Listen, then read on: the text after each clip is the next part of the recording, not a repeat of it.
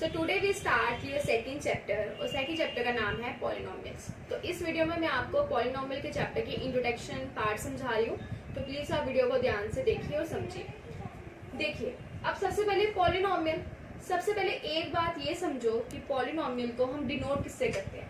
Polynomial को हम denote करते हैं पी ऑफ एक्स। पी के आगे जब हम ब्रैकेट में एक्स लिखेंगे तो इसका मतलब क्या होता है, पी ऑफ एक्स। अब देखो पॉलिनोमियल होता क्या है। पॉलिनोमियल एक हिसाब से अलजेब्रिक एक्सप्रेशन है जिसमें हमारे पास वेरिएबल भी होंगे, कांस्टेंट टर्म भी होगी और उनकी पावर भी होगी।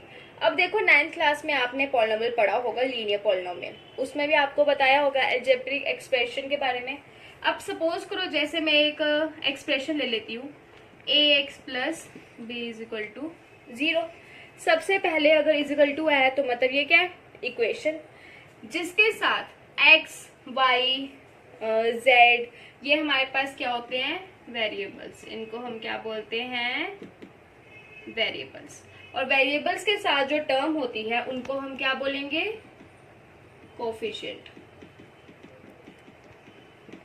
और जो बाद में नंबर होगा जैसे 6, 7, 10 अलग से, उनको हम क्या बोलेंगे, कांस्टेंट।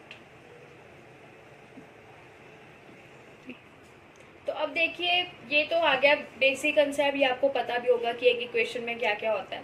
अब उसके बाद हमारे पास जो है अलग वो आ जाता है हमारे पास की स्टैंडर्ड फॉर्म जो है पॉलिनोमियल की। अब पॉलिनोमियल की जो स्टैंडर्ड फॉर्म है वो अलग अलग हिसाब से होती है। जैसे कि अब अगर मैं ये फॉर्म ले लूँ, यहाँ पर कोई डिग्री है नहीं है, तो ये पॉलिनोमियल मेरे पास कौन सा पॉलिनोमियल होगा, लीनियर पॉलिनोमियल। मतलब जैसे 6x plus 5 is equal to 0, इसमें x की पावर क्या है, 1। तो इस पॉलिनोमियल को हम कौन सा पॉलिनोमियल बोलेंगे, लीनियर पॉलिनोमियल। और एक जो बात है वो ध्यान से ये है कि पॉलिनोमियल में जो हमारे पास इक्वेशन होगी वो या तो इंक्रीजिंग ऑर्डर में हो सकती है या तो डिक्रीजिंग ऑर्डर में, मतलब वो दोनों ऑर्डर्स में हो सकती है, हमें उससे कोई चीज फर्क नहीं पड़ता। अब ये था लीनियर पॉलिनोमियल। सेकेंड जो पॉलिनोमियल है वो हमारे पास आ जाता है क्वाड्रेटिक पॉलिनोमियल। फॉर एग्जाम्पल जैसे मैं आपको एग्जाम्पल देती हूँ 7x² plus 2x plus 3 is equal to 0। अब जो पावर होती है ना उसको हम क्या बोलते हैं, डिग्री। और अगर कोई आपसे पूछेगा कि इस इक्वेशन की डिग्री क्या है, तो डिग्री मतलब हाईएस्ट पावर। आप इसमें डिग्री 1 नहीं कहोगे, आप इसमें डिग्री क्या कहोगे, 2। तो जब भी आपसे पूछा जाएगा कि भाई कोई भी पॉलिनोमियल है उसकी आप डिग्री बताओ, तो डिग्री में आप हमेशा वही वाला नंबर लिखोगे जिसकी मतलब जो पावर सबसे ज्यादा हाईएस्ट होगी वही उस पॉलिनोमियल की डिग्री कहलाई जाएगी। तो ये कौन सा पॉलिनोमियल है, क्वाड्रेटिक पॉलिनोमियल। अब इसमें देखो वैल्यू क्या हो रही है, पावर जो है वो डिक्रीज हो रही है ना, 2, 1 आगे कांस्टेंट। अब क्वाड्रेटिक के बाद जो है वो हमारे पास आता है क्यूबिक। अब इसमें आप ले लो एग्जांपल कोई भी, 8x³ plus 6x² plus 5x plus 7 is equal to 0। अब यहाँ पर देखो हाईएस्ट पावर क्या है, 3। तो ये मेरे पास कौन सा पॉलिनोमियल होगा, क्यूबिक पॉलिनोमियल। अब उसके पास जो है हमारे पास एक और पॉलिनोमियल आता है, वो कौन सा आता है, बाई क्वाड्रिक। मतलब अगर उसकी पावर कितनी होगी, 4। जैसे 9x4 प्लस आगे यही अगर रिपीट हो 8x³ plus 6x² plus 5x plus 7 equal to 0। अब इसमें देखो हाईएस्ट पावर क्या है, 4 है, तो इसको हम कौन सा बोलेंगे, बाई क्वाड्रेटिक। अब देखो इसको हम ऐसे भी समझ सकते हैं, क्वाड्रेटिक पॉलिनोमियल वो पॉलिनोमियल होता है जिसकी डिग्री क्या होती है, 2। और बाई का मतलब क्या होता है, 2। तो 2 और 2 कितने हो गए, 4। अब इसमें जितने भी नंबर्स होंगे वो कौन से होंगे, रियल नंबर्स। अब उसके बाद जो अगला हमारे पास स्टेप आ जाता है वो आ जाता है कि हम वैल्यू ऑफ पॉलिनोमियल कैसे निकालेंगे। अब वैल्यू ऑफ पॉलिनोमियल हमारे पास तब निकलती है अगर हमारे पास इस x की वैल्यू क्या हो, पता हो। अब आपके पास कुछ क्वेश्चंस ऐसे आएंगे जिसमें आपको x की वैल्यू दी होगी कि भाई x आपको दिया 1, पुट करो निकालो, x आपको दिया हुआ 2, पुट करो निकालो। लेकिन हर एक वैल्यू के हिसाब से, हर एक पॉलिनोमियल के हिसाब से जो x की वैल्यू होगी वो क्या होगी, डिफरेंट। अब इसके बाद जो हमारे पास अलग एक टर्म आती है वो आती है जीरोस ऑफ पॉलिनोमियल।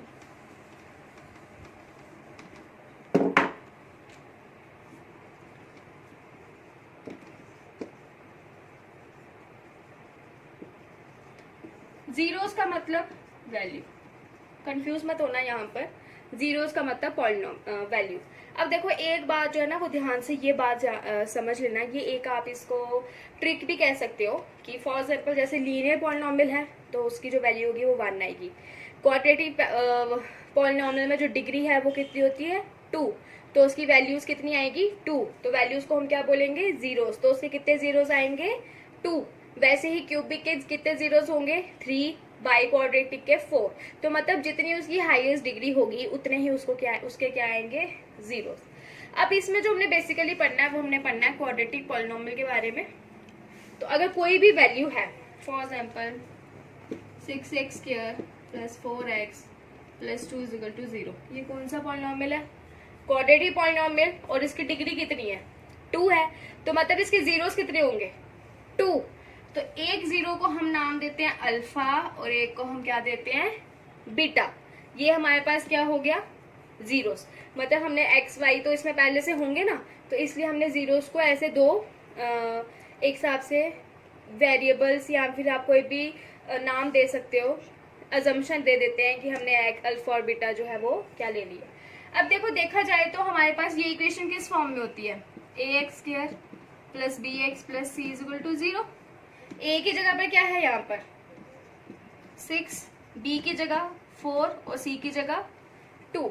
अब देखो जो मेन 2 फॉर्मूलेज इस चैप्टर में जो हैं वो हमारे पास 2 फॉर्मूले होंगे, एक होगा सम ऑफ जीरो और दूसरा होगा प्रोडक्ट ऑफ जीरोस। देखो पहले हम करेंगे सम ऑफ जीरोस, ये 2 जीरो है तो मतलब अल्फा प्लस बीटा, इसका फॉर्मूला क्या होगा -b/a। अब इस इक्वेशन में देखो b जो है वो कितना है 4, मतलब -4/6, ये कट जाएगा 2 2 4 2 3 6, मतलब -2/3। ये सिर्फ एक एग्जांपल है आपको समझाने के लिए। दूसरा हमारे पास जो फॉर्मूला है वो है प्रोडक्ट ऑफ जीरोस का, मतलब अल्फा × बीटा, वो क्या होता है c/a।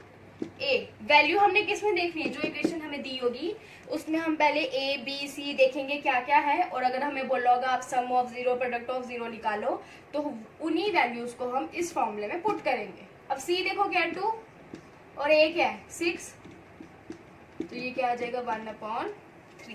तो ये हमारे पास एक फॉर्मूला है इसमें, और ये फॉर्मूला आपको बहुत ही ज्यादा काम आएगा इस चैप्टर में कि सम ऑफ जीरोस मतलब जो हमारे पास इक्वेशन की 2 वैल्यूज निकली होंगी अगर हमें उन्हें ऐड करके निकालना है तो क्या होगा -b/a, और अगर उन वैल्यूज का हमें मल्टीप्लिकेशन करना होगा तो उनका फॉर्मूला क्या होगा c/a। तो फर्स्ट एक्सरसाइज जो है वो इन्हीं पे डिपेंड है। अब सेकंड एक्सरसाइज में हमारे पास आ जाएगा डिवीजन। पॉलिनॉमियल है ना, तो इसमें जो आप नया पढ़ोगे वो आप पढ़ोगे डिवीजन मेथड। अब देखो सिंपल सी बात, जब हम डिवाइड करते हैं अंदर वाली टर्म, फॉर एग्जाम्पल जैसे देखो 7 है, बाहर 2 है, यहाँ पर 3 6 1 आ जाएगा, इसको हम क्या बोलते थे डिविडेंड, ये होता था डिवाइजर, ये आ गया कोशेंट, और ये क्या है रिमाइंडर। आप सबको पता है ना, और हमने एक फॉर्मूला पढ़ा था फर्स्ट चैप्टर में पढ़ा हुआ है हमने, dividend is equal to divisor multiply quotient plus reminder.